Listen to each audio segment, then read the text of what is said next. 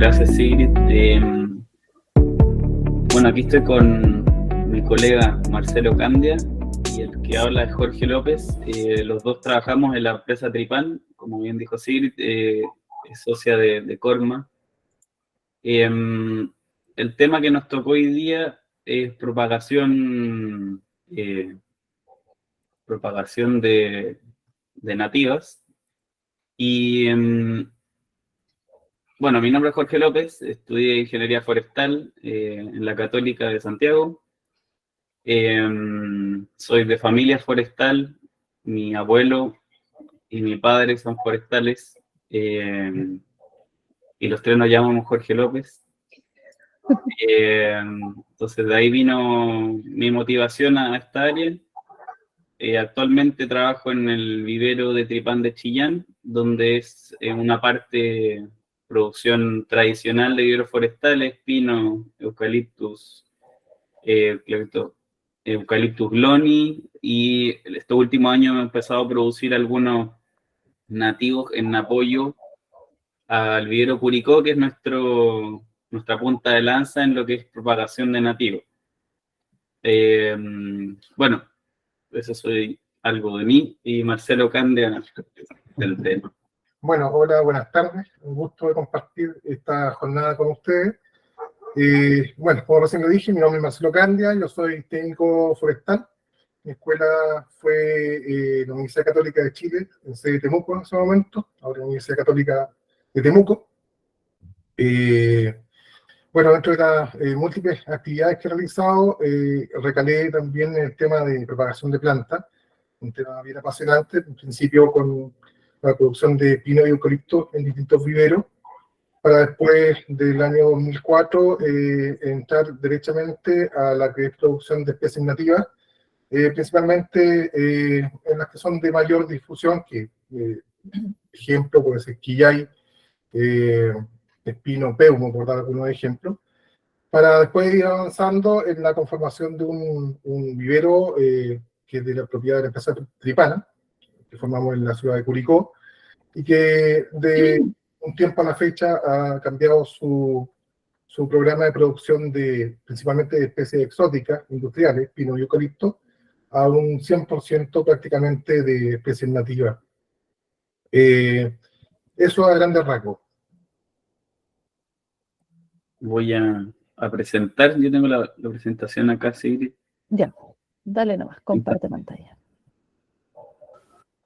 La idea es que podamos ir conversando en el camino de las cosas que ustedes nos van planteando, presentando.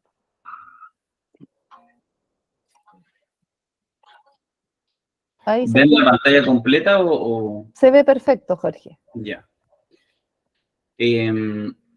Bueno, ahí, como bien dijimos, lo que se nos pidió hoy día compartir un poco es sobre la propagación de nativas, y en este caso desde los viveros de la empresa, que es Tripan.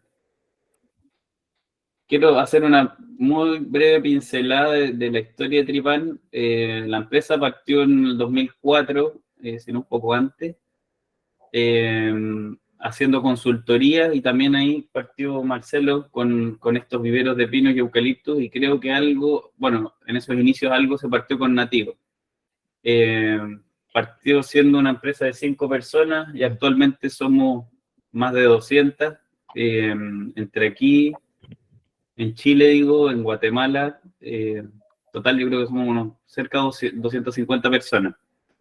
Estas son las actividades actuales que hacemos, y lo que nos compete ahora son el tema de viveros. Quise dejar este servicio, o estos servicios que la empresa hace, que son servicios de restauración ambiental.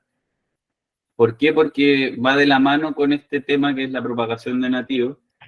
Y muchas de las plantas que se producen en el vivero Curicó y en el vivero acá son para autoabastecernos de las plantaciones que nosotros mismos terminamos haciendo para mitigaciones, restauraciones, compensaciones, para, como dice ahí, proyectos mineros, eléctricos, hídricos, etcétera. Entonces solo quería dejarlo ahí como una de las salidas, de las grandes y importantes salidas que tiene el vivero y todas las plantas nativas que hoy día producimos. En producción de plantas tenemos actualmente, en verdad son 2 viveros y uno es como una guardería, un depósito de plantas. Tenemos el vivero acá de Los Tilos, que queda aquí en la comuna San Nicolás, muy cerca de Chillán. El vivero Sagrada Familia, que es el que está ahí cerca, Sagrada Familia, cerca de Curicó, que es el especialista en nativo.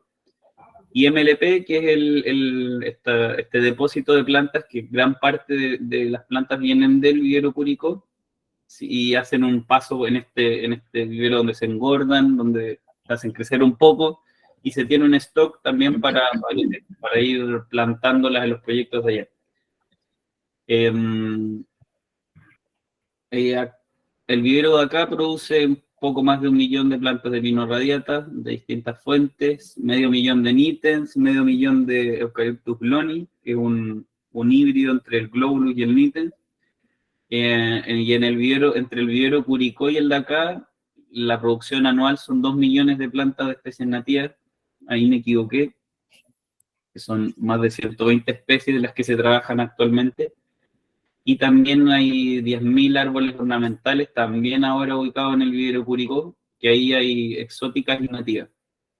En la parte de vivero son como alrededor de 50 personas las que trabajan, y es del 2005 a la fecha.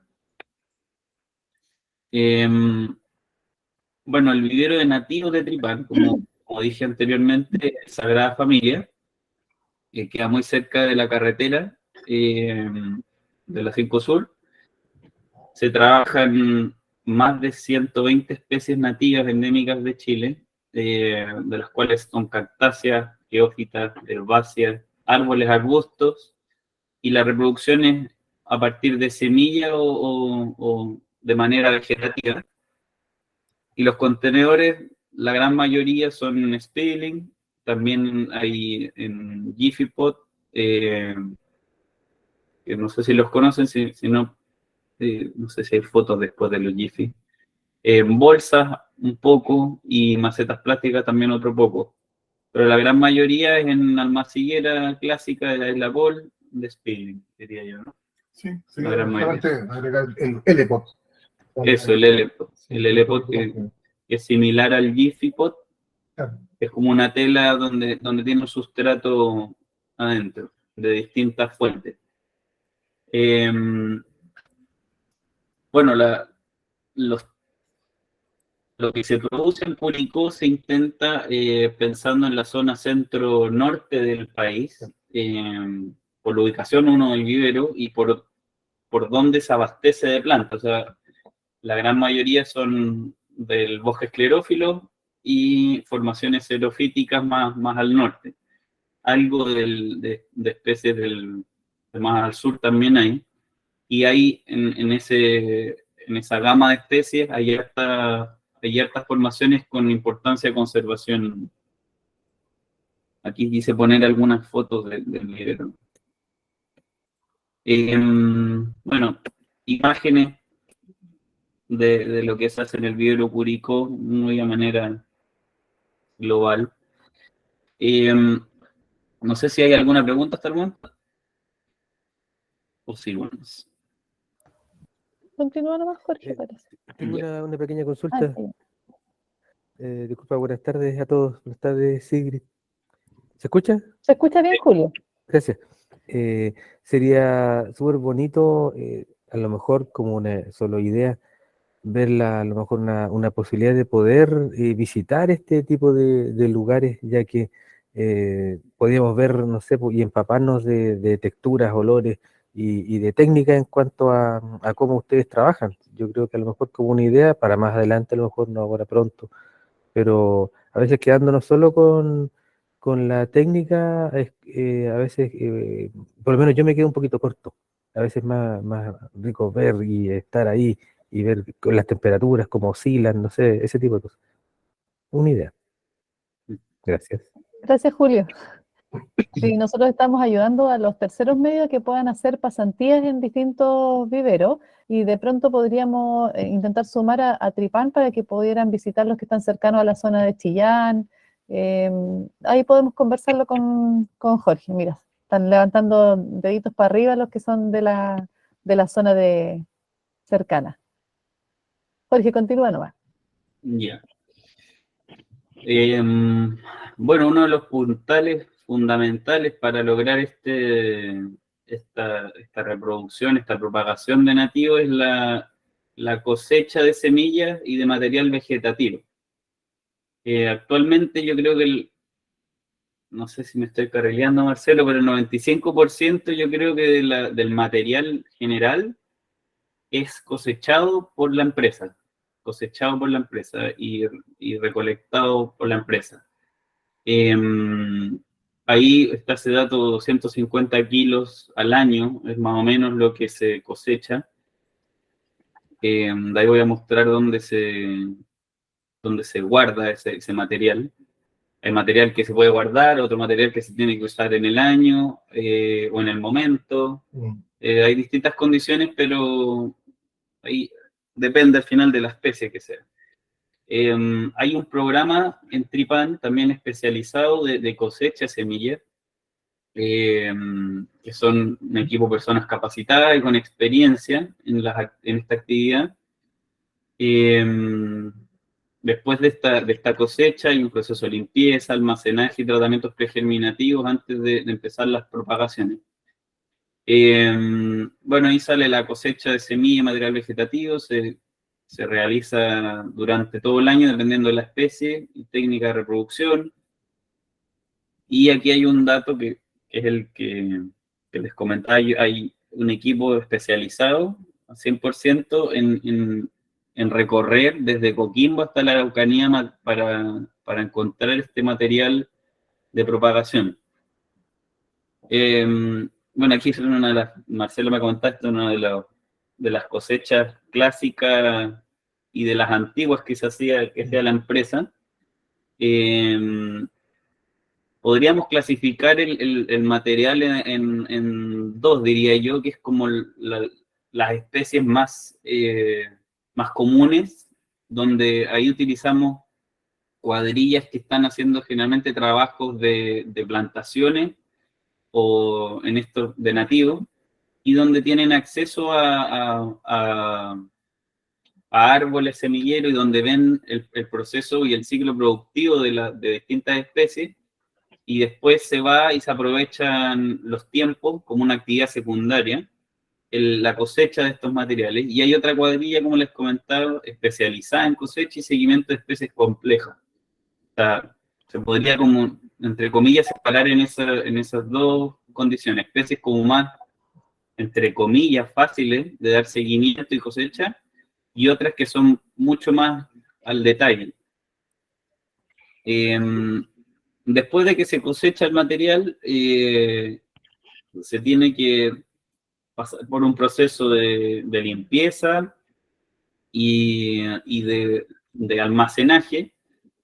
Actualmente en el vivero se construyó esta cámara que se ve acá, no sé si se ve mi mouse, esta cámara de frío para mejorar la viabilidad de las semillas y así tener todo clasificado y ordenado hasta su momento de siembra.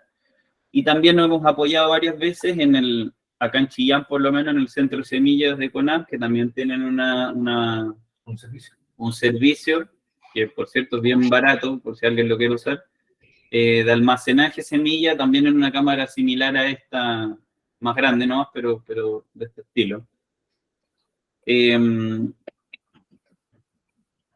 Bueno, hay algunas especies en categoría de conservación, ahí pusimos algunas cuantas de las que se ha trabajado o se trabaja en el vivero, y también especies muy complejas en su propagación. Aquí ya podría tomar la palabra Marcelo, que es el especialista. No, tiene bajo perfil Marcelo, pero es un capo en este tema, sabe mucho, y está ahí donde las papas queman en este tema. Así que Marcelo, cuéntanos cuáles son las especies más difíciles que te ha tocado reproducir y cómo lo has logrado. Bueno, hola, siguiendo con el relato de Jorge, desde el punto de vista de la reproducción, las más complejas siempre son las plantas que tienen por daño ambiental o por presión de la ampliación del sector minero o de construcción de obras civiles, poblaciones que tienen poca representación en un área geográfica, y sumado a esto, las dificultades propias, digamos, de la especie en producir semillas que sean viables. Ahí hay algunos ejemplos.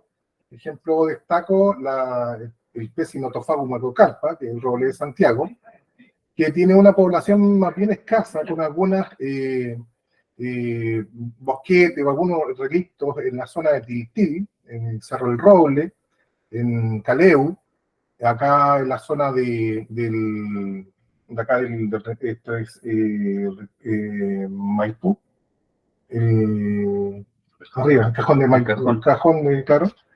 Y acá en la parte norte de la reserva Los Huemules, de San Fernando de la Cordillera. Ahí hay una línea un poco más importante de algunos individuos. Pero bien, la calidad de la semilla también se ve alterada porque hay algunos insectos que son parte del ciclo biológico de la especie y que alteran la condición de esta. Entonces la cantidad de semilla que queda es muy baja y la viabilidad de la misma también es más bien no muy alentadora, no muy alto de germinación, y es una de las especies complejas, por dar el ejemplo. La otra, dentro de las que están ahí mencionadas, está ahí está, a ver. ¿qué puede ser? No, está el naranjillo, que es La citronela. Granata, claro, es una especie que está en una condición vulnerable, que está presente hasta bien al norte, hasta la cuarta región, que si bien tiene una gran cantidad de semillas, produce una gran cantidad de semillas, pero que en el proceso de germinativo es relativo, como la del boldo, que presenta como erupciones, digamos, de germinación, no es pareja, y que los tratamientos de tratamiento en frío o de remojo no siempre dan el mismo resultado, depende mucho también de la calidad de la misma semilla o el momento de la colecta. Así que a grandes rasgos son esas. Nosotros quisimos dar una pincelada quisimos hacer algunos ejemplos, y aquí Marcelo se puede explayar un poco, pero en el vivero se ven especies que actualmente se hacen en alta producción. Estamos hablando de varios miles para arriba, o sea, más de 50.000 o más de 30.000 anual, y que tienen una vez que le toma uno la mano a la especie, es de baja complejidad, por los temas que decía Marcelo: calidad de semilla, momento de la colecta, etcétera. Entonces, después vamos a ir a los otros ejemplos, pero aquí Marcelo puede decir cuáles son las especies, por ejemplo, que el vivero Curicó maneja de esta categoría: alta producción y baja complejidad.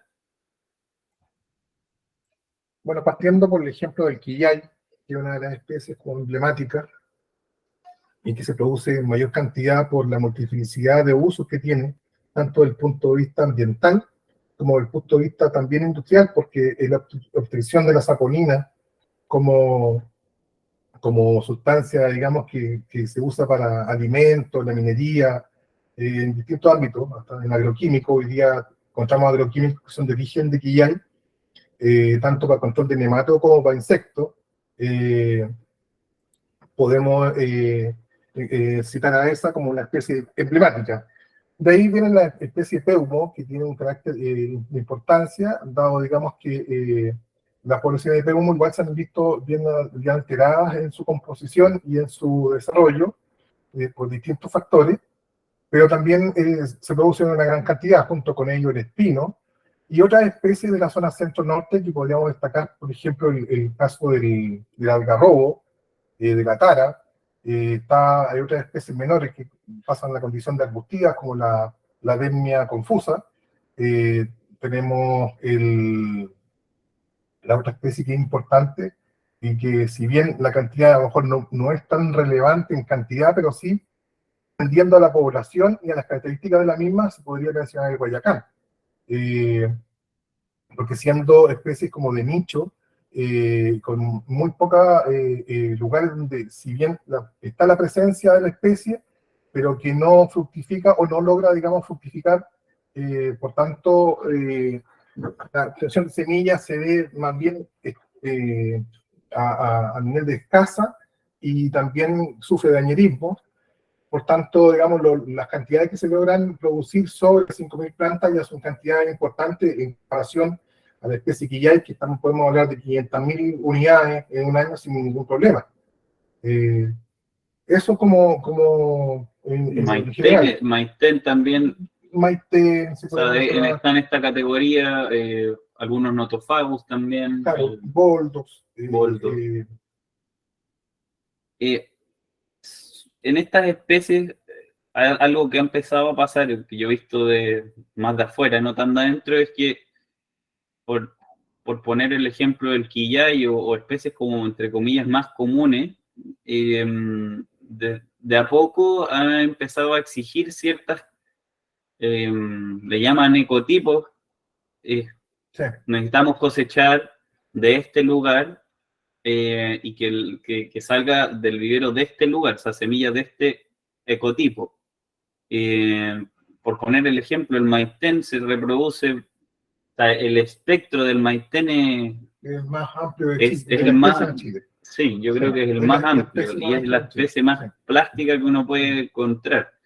Y de a poco ha empezado a tomar relevancia el tema de qué lugar estamos obteniendo la semilla. Aquí a Marcelo le exigen para ciertos proyectos, oye, georreferénciame el árbol donde cosechaste la semilla, demuéstrame todo el proceso, la trazabilidad de que la semilla, o sea, de que el árbol que estoy recibiendo es de la semilla de tal árbol o de tal lugar. Entonces, si bien hay especies que de repente se ven como comunes, a veces te exigen esto, que lo hace ser una semilla y un árbol especial. O sea, es de tal lugar, es de tal genética o ecotipo que se le llama. También hay especies de alta producción, pero que sí requieren conocimientos más específicos como para tener éxito. Aquí en la foto pusimos como ejemplo nomás el gualo, y esta Desmia confusa. Ahí Marcelo también puede comentar. Bueno, en el caso que indicaba Jorge, en los casos de ecotipo hay ejemplos concretos. La minera Los Pelandes, que es uno de los clientes importantes de la zona norte, requiere justamente de este tipo de especies, porque también hay resoluciones que avalan sus actividades, que hacen exigible esta condición.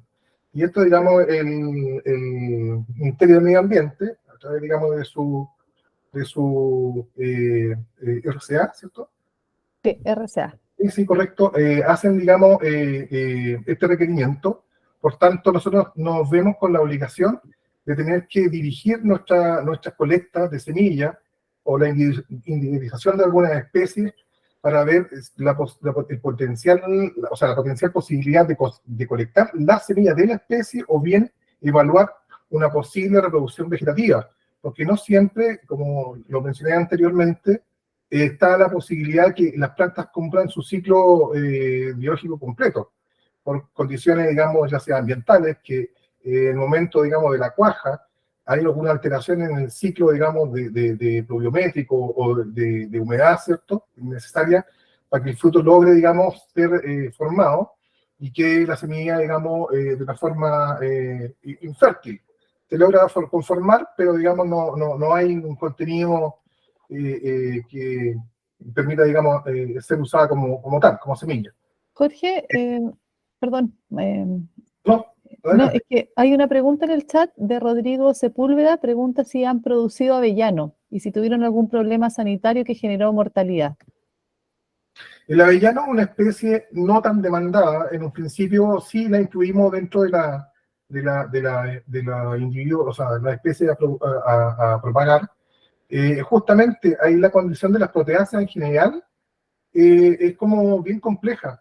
Si bien tiene una muy buena germinación, a poco correr, digamos, por decirlo de una forma así como bien corriente, presentan problemas de hongo. Muy susceptible a la fitóstora y otras afecciones que hacen que una planta, inclusive de tamaño o características deseables en cuanto a diámetro de cuello, altura, sistema radicular, conformación del mismo, hacen que éstas terminen siendo vulneradas por esta condición de patógena. Pero en general, dentro de los conocimientos que tengo a la especie en particular, las proteáceas sí presentan ese problema, siempre. Arnaldo Sí. comenta, el control de riego es muy importante en la producción del avellano. Sí. Y Rodrigo da las gracias por la explicación, Marcelo. Sí. Igual, solo comentar que muchas veces y muchas de estas especies son especies que se dan en ciertos lugares y en cierto clima, cierto suelo. Si uno analiza el tipo de suelo donde está el avellano, casi siempre son suelos bien ricos, donde uno ve vida en el sustrato. Entonces pasar y replicar eso en vivero de repente es complejo. Entonces, muchas veces nemátodos o ciertos hongos que le entran a las plantas, en su origen tienen también sus antítesis, o sea, tienen sus micorrizas específicas para esa especie en ese lugar que las defienden de cierta manera, y ahí también hay un desafío grande, yo creo, en la parte de nativo, de traer un poquito ese tipo de aliados a las especies nativas para combatir los hongos que de frontón te la matan, o bacterias, o nemátodos. Eso como comentario. Entonces también ahí hay un nicho importante a desarrollar. Es entender, antes los viveros siempre se buscaba, oye, el sustrato lo más inerte posible. Claro, pero es como tener un sistema digestivo completamente sin ni una bacteria. Te entra cualquier cosa y te mata. O sea, entonces empieza a pasar lo mismo en los viveros. Hay que empezar a entender también que hay que tener vida en los sustratos. Hay una biología que va asociada a la producción de plantas. Eso, digamos, resulta muy interesante a la luz de los resultados. Que si bien la idea es poder controlar de esa forma los factores que inciden en la producción, retención de humedad, porosidad, la inocuidad, digamos, o no la presencia, digamos, de nutrientes, para poder manejar nuestra producción, que son como los aspectos básicos de la producción de las especies industriales, que uno trata de traspasar a la producción de nativos, no siempre se plasma en un resultado favorable. Por tanto, sí es interesante la incorporación de agentes biológicos, en este caso, Tricoderma, claro, puede ser de esto, digamos, bacilo. ¿cómo se llama esto? Eh, Chiquillos, hay dos preguntas por mientras se acuerdan. Hay dos manos levantadas. Esa es la palabra, disculpe. Sí, perdona. Sí. No sé, Arnaldo creo que levantó la mano primero y Julio después. Sí, nosotros acá en el Liceo Nueva Zelanda, nosotros producimos varias especies en forma artesanal y además le trabajamos a CONAF por el proyecto de arborización. Y yo me he dado cuenta, nosotros hacemos la producción bien artesanal, tratando de no sobrepasar las condiciones naturales de las cómo se reproducen los árboles. De hecho, yo no hago estratificación en refrigeradores ni nada de eso. Simplemente siembro en la época que termina el calor y hago que naturalmente estas especies pasen todo el tiempo de frío fuera, sembradas. y tengo unos niveles de germinación bastante óptimos. Y las plantas que llegan de CONAF y que han sido tratadas en vivero con bastantes plaguicidas incluso, llegan muy susceptibles, se enferman rápidamente acá. En cambio, las plantas mías no. ¿Será porque el ambiente en el que se encuentra la raíz y el ambiente externo foliar es más adecuado al ambiente en que ellas, lo que dicen ellos, que lo más natural posible y al ambiente en que ellas se acostumbran a vivir, donde viven? Ahí hay un tema que la respuesta está justamente en el mismo relato. O sea, cuando hace evolución de las semillas que emplean, obviamente son el genotipo, digamos, o la genética del lugar, por tanto va a responder la misma condición. No necesariamente, digamos, el uso de lo agroquímico van a lacerar, digamos, la condición genética de la planta o te la van a dejar en una condición de vulnerabilidad, sino más bien es que justamente puede tender a que la semilla está muy alejada o no corresponde, digamos, a una área geográfica común, que la deja en una condición distinta. Gracias, Marcelo. Julio, ¿tú tenías la mano levantada? Sí. Mi duda es la siguiente. Nosotros hace ya un buen tiempo atrás tuvimos semilla de Nothofagus glauca, ya de gualo, roble gualo. Y resulta que hicimos un remojo en ácido giberélico. No me recuerdo ahora las partes por millón de la solución. Ya remojamos la semilla, después lo tuvimos un tiempo, después le dimos siembra. Y tuvimos muy baja emergencia. Entonces quisiera saber cuál es el procedimiento que hacen ustedes con esta especie puntualmente y qué error cometimos nosotros, o sea, para ir un poco, ir sumando, digamos, mejorando la productividad de plántulas. Eso sería. Mira, respecto de la propagación del gualo, la especie, bueno, sufre dañerismo. Lamentablemente hay periodos largos de 2 o 3 años donde no contamos con semillas en cantidad, si bien hay algunos nichos que producen semillas, igual su calidad no es buena.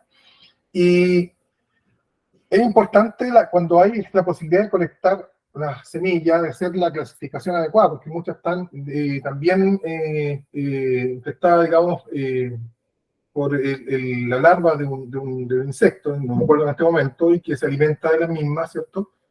Y te deja una merma. Hacer una buena limpieza, una buena selección de semillas, y lo importante es el almacenamiento de estratificación en frío. No en frío húmedo, sino más bien en frío, solamente un par de meses, ojalá 2 o 3 meses. Y luego, digamos, un remojo normal, o sea, un remojo de 24 horas es más que suficiente. Ahora, agregarle partes por millón de alguna hormona, que pueden hablar de 200 partes por millón, es más que suficiente como para reforzar. En general, el guano tiene una muy buena germinación, lo que sí tiene post-emergencia, que es muy digamos, susceptible a ataques de hongo. Y hay una gran pérdida de plantas o de plantines, producto de ese nivel de daño. Sí, lo que decía Marcelo es re importante, el tema del frío. Como ahí alguien comentaba, yo hago al final las calificaciones en frío en el invierno, que puede ser esa forma, o sea, uno puede eventualmente sembrar y que pase el frío afuera. Nosotros lo hacemos con cámaras de frío y es re importante en el ¿A caso cuántos de grados? En general, 4 grados. claro, en general las semillas se estratifican en un rango de 0 a 5 grados. Claro, algunas especies toleran un mayor grado, o sea, hasta máximo 10. Pero de 0 a 5 es un rango más que aceptable. Y lo otro, como recomendación por lo menos, aquí, y hay varios lugares donde se dan los servicios, pero lo que yo tengo a mano es el centro de semillas de CONAF, donde uno puede analizar la semilla, porque de repente uno se cabecea, oh, ¿y qué me pasó? ¿Qué me pasó? y uno le empieza a echar culpa, que no, que los hongos, que no, que de haber tenido la larva que me comió la semilla, y la verdad es que la semilla venía mala, o sea, hiciste todo bien y también de repente es bueno apoyarse en saber, oye, cuánta semilla está viable acá, sobre todo en semillas más chicas, la del gualo como una semilla grande, ya con el remojo, lo que flota nunca sembrar, porque esa cuestión no va a salir. Oye, Jorge, dame un segundo ahí porque en algunos de los liceos he visto que se están implementando con laboratorios de ciencia y quizás podrían hacer el link con esos mismos laboratorios que hay pruebas dentro del mismo liceo, que hay pruebas de la viabilidad de las semillas que son bastante sencillas de hacer y podrían hacerlo los chiquillos en esos mismos, en los laboratorios del mismo liceo, finalmente. Mismo espacio, o sea, sería lo ideal. Está la típica del tetrazolio, que te da viabilidad, pero también hay otras cosas que también son importantes, como la energía germinativa, también es bueno tenerla. Pero ya esas pruebas, que pueden ser sencillas, te dice qué porcentaje buena de semilla tiene. Entonces, antes de embarcarse, es clave para mí tener una idea de la calidad de la semilla que tengo. Y ojalá cuando uno compra, sobre todo un tercero, pedirle, oye, ¿y ¿tiene qué calidad de semilla estás vendiendo? Las características. Claro. Potencial germinativo, la pureza, viabilidad. Ahora, desde ese punto de vista de la calidad de la semilla, cuando se hace la colecta en forma autónoma o digamos como consumo propio, es importante no llegar al momento de la cosecha de semillas, sino más bien hacer el seguimiento completo del ciclo. De hecho, hay estados intermedios del proceso de la formación de la semilla o del fruto, en este caso, para obtener la semilla, que se ven mermados justamente por lo que indicaba antes, que son los niveles de humedad. A veces el notofagus sucede como con frecuencia.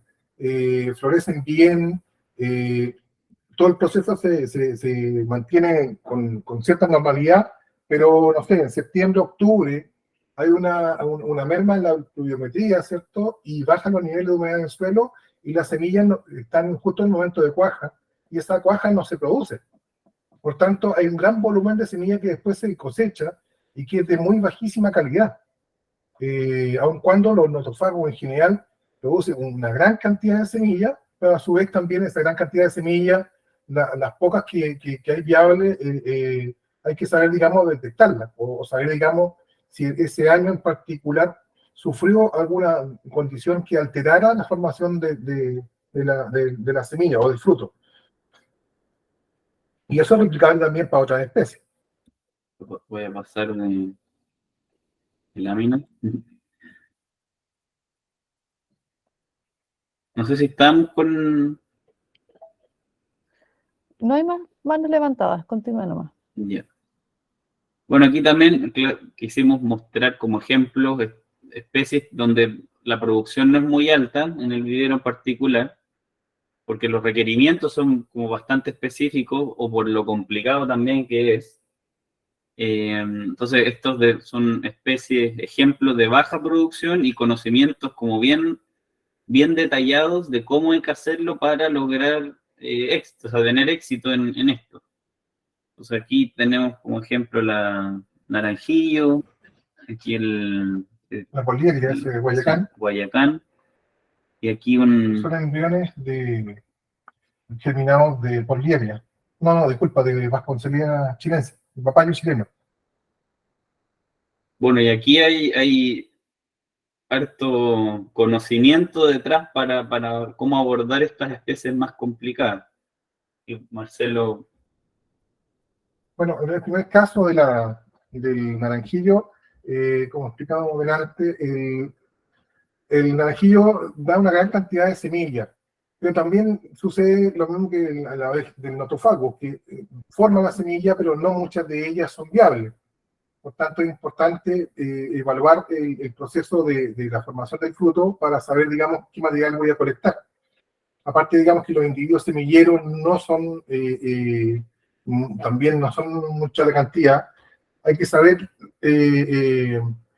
el estado, digamos, del ciclo para poder tomar esa colecta. Luego de eso, la colecta, el proceso, digamos, de obtención de la semilla, es importante hacer un lavado rápido para sacar la pulpa, ¿cierto? Y obtener la semilla como tal. Y el almacenamiento en frío o certificación en frío es clave. O sea, debe también indicarse que la semilla que una semilla recalcitrante, o sea, que una semilla que podamos almacenar por más de un año, que dentro del mismo periodo del año hay que alojarla, digamos, en almácigo para poder obtener los plantines y ser replicados en los contenedores definitivos. Pero principalmente el tratamiento es una estratificación en frío húmedo o en arena, o directamente en almácigo bajo plástico durante el periodo invernal. O sea, se colecta, se limpia la pulpa y se aloja rápidamente en este tipo de almácigo. Al caso de la Porlieria Guayacán, el Guayacán también tiene ciclos de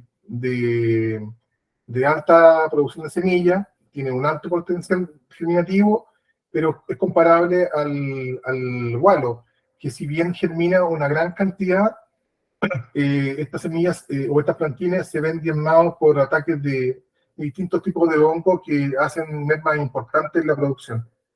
El Guayacán en general presenta una buena respuesta a tratamientos de remojo en agua a 80 grados Celsius,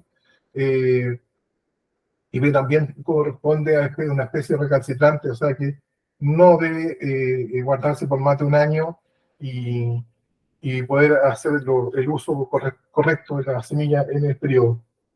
Y al costado, bueno, hay un par de ejemplos de algunos ensayos que se estuvieron haciendo el año pasado, que es la adquisición de embriones germinados de Vasconcelia chilensis, que es una especie que está en condición de vulnerable, que es el papayo chileno o palo gordo, el nombre común, y que, bueno, de esos 10 embriones logramos reproducir 2. Es bastante complicado. La semilla en general de la vasconcelia tiene 3 estados, digamos, de dormancia, o sea, de latencia, y que hay que es una especie compleja de todo punto de vista, tanto, digamos, por la distribución de la misma, que hay pocas poblaciones, y que la fructificación también se ve alterada por estos ciclos, sobre todo en la zona norte, donde el régimen hídrico se ven, bueno, han estado alterados hace bastantes años y la calidad de semilla es bien irregular. Junto con eso, como especie presenta complejidades en la germinación o la producción generativa de plantas, y también la reproducción vegetativa se ve también como alternativa, se abre como alternativa, pero no se usa mucho porque como no son tantas las cantidades de individuos, sería como entrar a dañar a la población por querer obtener plantines. Sí. Bueno, y aquí también quisimos hacer una pregunta. Estaba con el micrófono apagado. Marcelo Alcapio levantó la mano. Sí, a ver si me escuchan. Sí, escuchamos. la señal ha estado muy intermitente, pero no lo haya comentado. Quería preguntar si tenían alguna experiencia con algún fungicida que se prepare de manera natural y que se pueda aplicar a las plantas, que vemos que tienen muchos problemas con el tema de los hongos, distintas especies, de acuerdo a lo que he logrado escuchar.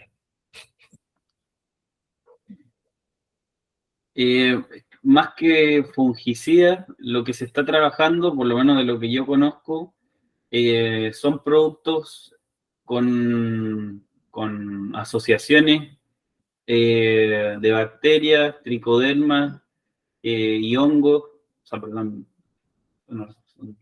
micorrizas, claro, que estén estudiados, asociados a las especies. También hay que tener ojo ahí que de repente te venden como algo, no, tricoderma, pero empiezas a ver y la especie que estás tratando nunca se asoció a esa tricoderma nunca se ha demostrado un beneficio a esa tricoderma. Entonces también hay que hay maneras también de capturar en in situ la microbioma que tiene un lugar. Algo hemos hecho en viveros, y también hay harto producto dando vueltas. Lo que uno se tiene que fijar bastante es lo que tú buscas asociar a tu especie.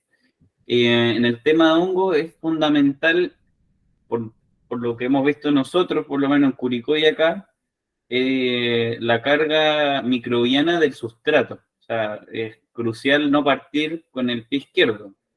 Y o sea, una cosa es la limpieza del sustrato, partir con un sustrato bien limpio, con patógenos en el fondo, y después también es importante inocularlo con lo que tú quieres. Y ahí entran en estos productos, que hay varios en el mercado, pero sí, como recomendación hay que leer la etiqueta, ver lo que viene, qué asociaciones hay de microorganismos, y ver si está asociado a tu especie. Porque si no, estás botando la plata, o se pueden asociar bien, pero no tienes la recompensa que tú buscas.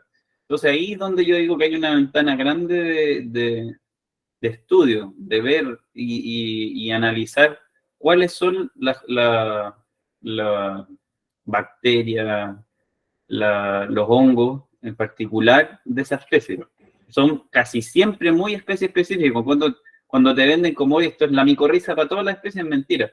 O sea, no hay, o deben ser muy pocas las que son benéficas para todos. Quizás no le hacen mal, pero no son benéficas para todos, porque las micorrizas son súper específicos. Entonces, hay empresas acá en Chile, entiendo que Bionativa, por ejemplo, también hay una profesora en línea de acá, por lo que yo sé que están buscando reproducir lo que hay en el bosque nativo de ciertos lugares. Entonces, lo que hacen en el fondo es reproducir esos microorganismos que están asociados a esas especies y llevarlos a viveros, o sea, llevarlos al lugar donde tú los quieres. Entonces, más que probemos fungicidas, lo que probamos y se busca, y se está buscando, y no, yo creo que nunca vamos a parar de buscar, son asociaciones específicas para que se reproduzcan bien las especies y crezcan bien. Ok, gracias. Pero sí es fundamental inicialmente que el sustrato venga sin patógeno. O sea, hay que tener mucho ojo ahí, porque ya cuando está el patógeno es complicado erradicarlo. O sea, para no caer en fungicidas y cosas que de repente también te pueden mermar. O sea, por la reproducción vegetativa es muy, muy, muy delicada un fungicida químico. O sea, los porcentajes de enraizamiento bajan un montón. Entonces hay que tener mucho ojo ahí también.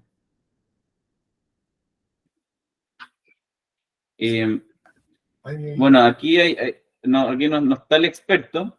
Tenemos un colega experto en cactáceas, y han salido varios proyectos bien entretenidos, bien de afuera por lo menos se ve entretenido, y muchas cosas innovadoras en este tema de las cactáceas. Es un mundo gigante este. Y de lo que yo conozco, de lo que me dijo este experto, ahí colega, amigo, es que también va muy de la mano la inocuidad de la semilla, por una parte. Siempre la limpieza inicial del material de semilla es muy importante, porque trae mucha carga de bacterias o hongos que hacen que pierda viabilidad la semilla. Entonces, lo que me acuerdo yo, siempre había una limpieza inicial importante, tanto en el sustrato como en la semilla. Y de ahí no sé si también debe haber microorganismos que se asocien a esto como benéficos, pero de lo que yo manejo es que la limpieza de la semilla en estos casos de cactáceas es muy importante. Y ahí van después los regímenes de riego, que son muy escasos, son muy controlados, y de luminosidad. entiendo que ha habido mucho éxito en este proyecto Sí. y está bien promisorio este tema en particular. O sea, son pedidos como también bien específicos y si uno analiza toda la parte seca del país, la parte norte, donde uno de repente ve un paisaje y no veis nada, pero si te vas al detalle empiezas a ver este tipo de formaciones y que también tienen un cuidado muy especial. O sea, tienen que darse ciertas condiciones para que se reproduzca. Tendría que hacer un alcance respecto de los sustratos. Creo que es un tema hiper relevante porque en fondo la base donde tú sitúas, digamos, la propagación de cualquier especie, ya sea generativo o vegetativamente, y sobre todo en las producciones menores, cuando se hacen uso de abonos de origen animal, compostaciones o tierra mineral, o tierra, digamos, suelo agrícola, o tierra de hojas. Uno a veces cree que eso está inocuo o que tiene, digamos, agentes que son benéficos, pero no necesariamente. Sobre todo en los procesos de compostaje de los guanos animales, de ovejas, vacunos, caballares, por dar ejemplo, hay procesos que son intermedios. El compostaje tiene que ser bien llevado y amontonar una pila, digamos, de guano no es compostarlo. O sea, el proceso de compostaje tiene que ser, digamos, logrado en los términos y formas para poder tener unos buenos productos y poder, digamos, agregarlo a nuestros otros componentes.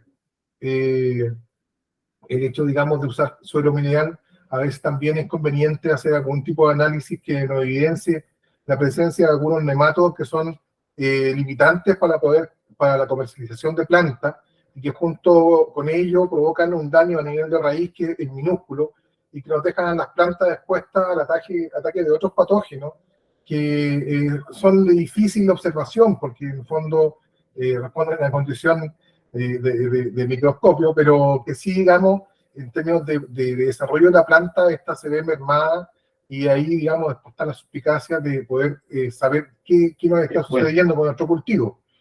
Así que es interesante ver cuáles son las razas de nematodos que son y las que hay que controlar. Para eso hay algunos productos que son de origen orgánico, que son bien antiguos, por ejemplo, como la gallinaza, que es el guano de gallina diluido, por dar un ejemplo. Pero sí es importante el análisis de este tipo de componentes antes de lograr un sustrato para producción. Claro, de repente se utiliza arenas y las arenas, uno cree que son puras piedritas chiquititas. Oye, no, en las arenas hay muchos nematodos. ¿Por qué? Porque vienen de repente de lechos de río, que ciertos ríos tienen carga de nematodos muy alta.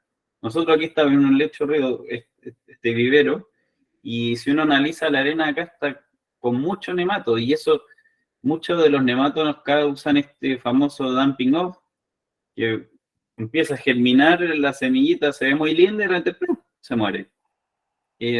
Muchas de esas cosas están asociadas a nematodos y muchas de esas cosas vienen en el sustrato que nosotros mismos pusimos la semilla. Entonces, es súper importante lo que dice Marcelo, el sustrato que uno utiliza es crucial. ¿Qué te parece?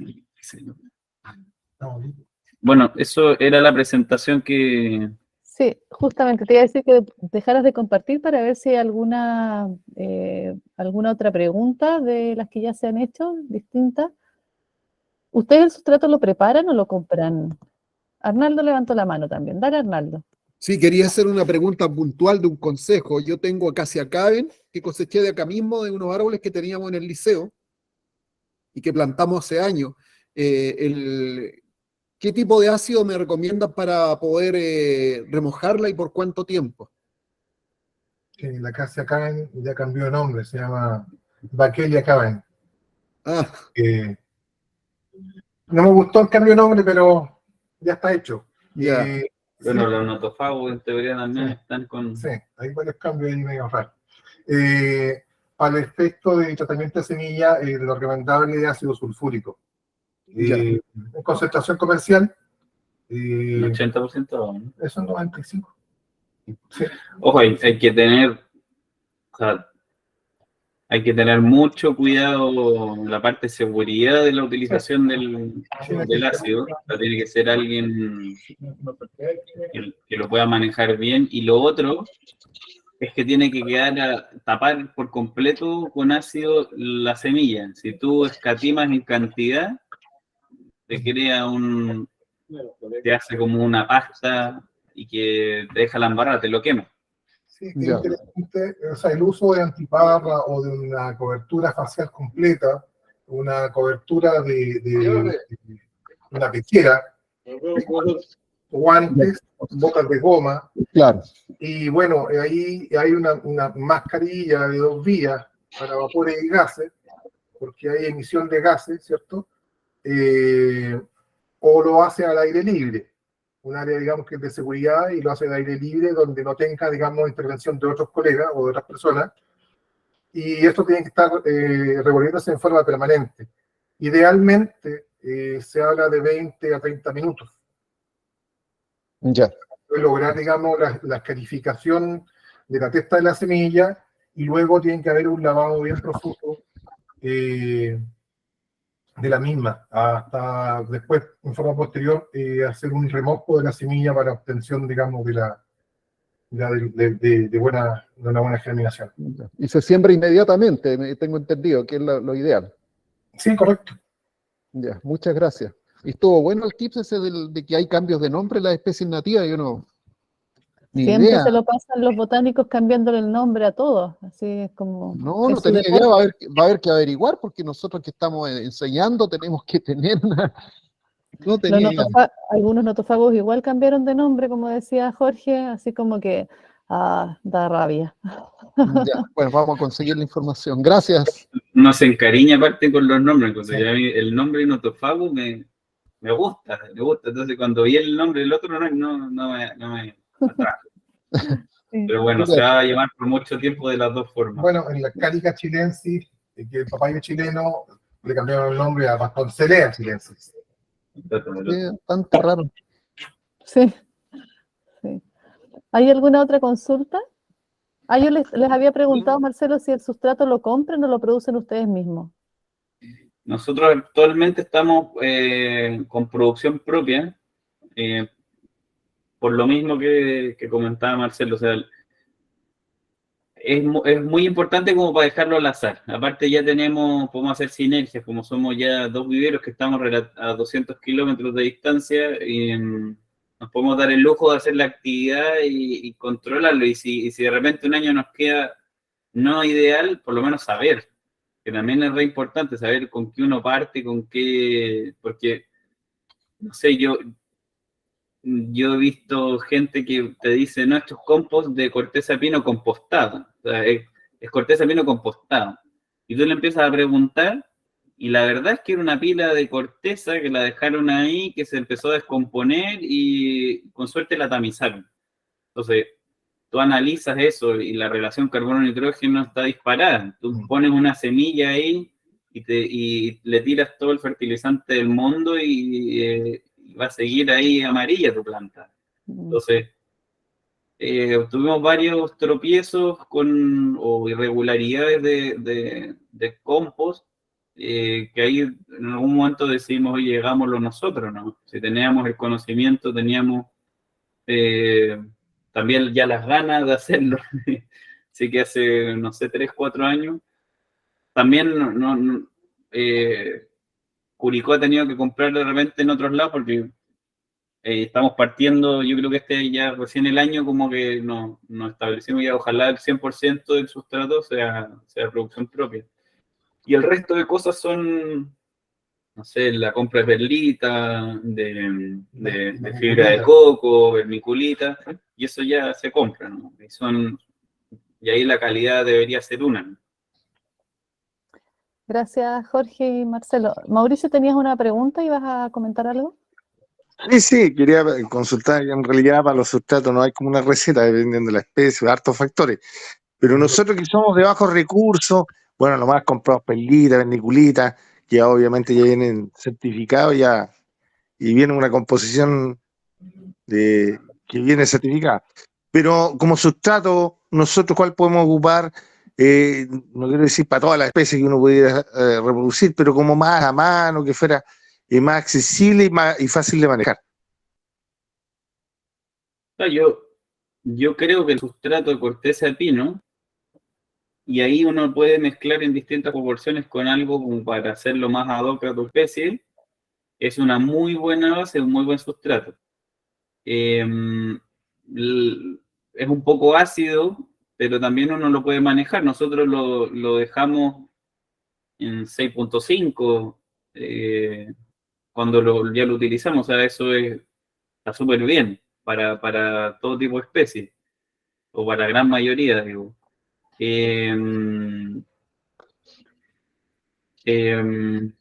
Y aparte sigue siendo relativamente barato, ya subió un montón, cada vez más caro, porque ya no es un desecho de los aserraderos, ahora ya se empezó a competir con la energía, o sea, la corteza de pino se va del aserradero, por más chico que sea, directo a caldera y a generación de energía eléctrica.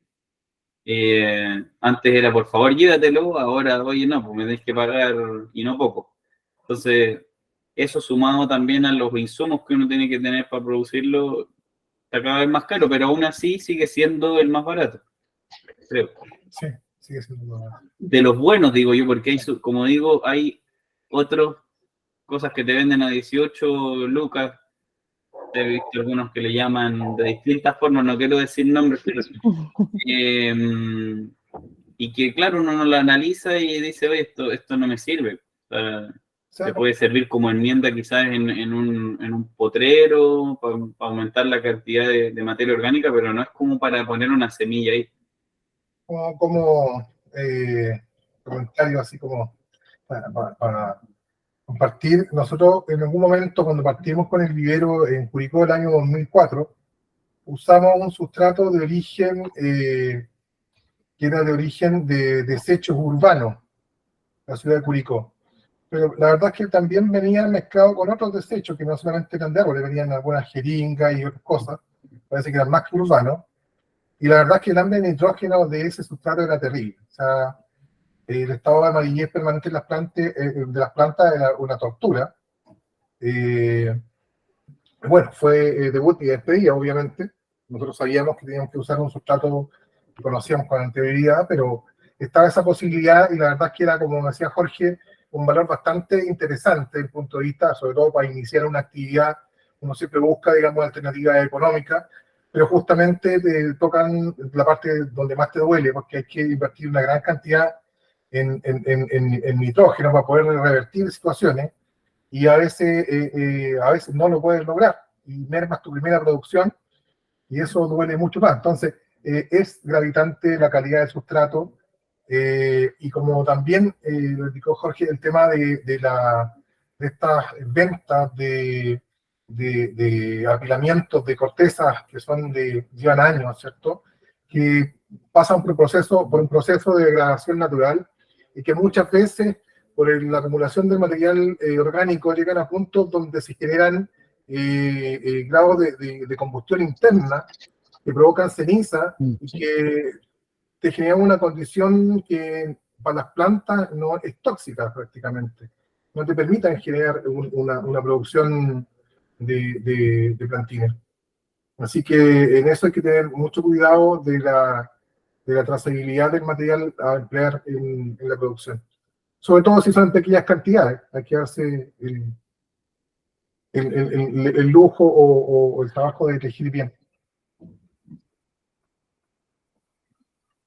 Gracias, Jorge y Marcelo. Sí, gracias. Yo creo que con esto estamos terminando esta capacitación muy interesante. Muchas gracias a nuestros relatores de la empresa Tripán. Muchas gracias a todos los profes que nos acompañaron en esta jornada. Julio, levantó la mano. Bueno, siempre, bueno, ahí me gusta lo que es la propagación de especies, me gusta la flora nativa. Siempre uno queda con gusto a poco, siempre queda con gusto a poco, hay tanto que aprender. Yo creo que pudiéramos hacer incluso una pasantía de 1 por mes, yo creo que no alcanzamos a aprender ni un por ciento de todo lo que saben ustedes. Así que les agradezco harto, ¿cierto?, que hayan compartido sus secretos de cocina, podríamos decirlo de alguna manera. ¿Ah? Me encanta el Flornadina, encuentro que es harto, que entrega mucho al suelo y mucho a lo que es la incorporación de agua también a las napas. Así que gracias por todo y gracias, Sigrid, por esta valiosa capacitación. Gracias a ustedes. Bueno, y como les comenté al principio y les puse en el chat, los voy a convocar a una reunión para el próximo jueves 17 a las 4 de la tarde también, para ver qué más podemos hacer, lo que queda este año, cómo nos proyectamos para el próximo, para seguir trabajando en conjunto en este programa Más Talento. Por ahora les pido aplausos reales y virtuales para los chiquillos que nos acompañaron hoy día, así que muchas gracias. Ahí van nuestros aplausos. Gracias. Muchas Hoy gracias. solo un comentario, como decía Julio, al final con esto encuentro yo que hace no tanto salí de la universidad, me metí en un principio en este tema. De hecho, con Marcelo nos conocimos más porque cuando estaba en la universidad los primeros años empecé a acompañarlo a cosechar semillas de notofago. En esos tiempos estábamos en la cosecha de notofago y otras cuantas más. Y bueno, salí de la universidad y partí con el tema vivero. Y uno de los ramos que tuve, no me acuerdo si fue en el primero de silvicultura, vimos el tema de viverización y yo creo que al final el tema vivero, como decía Julio, creo, uno aprende cuando lo hace, cuando toma una semilla de X especie, cuando ve y prueba distintas cosas. Obviamente también hay mucha bibliografía que hay detrás y te puedes apoyar y también con preguntar, y ahí uno se va acercando. Uno nunca para de aprender y es importantísimo la observación en esta parte en particular, observar qué fue lo que se está haciendo. Y ustedes que tienen la oportunidad quizás de tener alumnos a su cargo, sería buenísimo hacer algo práctico, conseguirse un par de bandejas de almaciguera y probar, que ellos decían qué especie quieren reproducir y que vean, porque también estamos en este mundo de la inmediatez y tiene un ciclo biológico, cada especie tiene lo suyo y toma un tiempo. O sea, no es llegar y poner una semilla y el otro día va a estar, no es como el poroto que uno hacía cuando chico, que en una semana ya lo tenía. Algunas sí, otras no. Entonces, yo creo que es importante empezar a meter las manos en esto. Es un bonito ejemplo el que tú nos has dado, Jorge, así que ahí te estaremos invitando seguramente a otras instancias para que podamos ir a lo mejor profundizando en especies en particular, en situaciones más específicas, pero por ahora la charla estuvo espectacular. Esta charla, te cuento, inicialmente no estaba dentro del programa y los profes la pidieron, este tema, así que es un tema que esperaban con ansia y que, como bien decían algunos colegas, a todos nos mueve lo maravilloso que es nuestra flora nativa, y qué mejor que verla reproduciéndola. Así que muchas gracias y muy bonito la empresa y el proyecto que ustedes llevan adelante. Muchas gracias, Marcelo, también. Así que nos despedimos y nos encontramos, ojalá, el próximo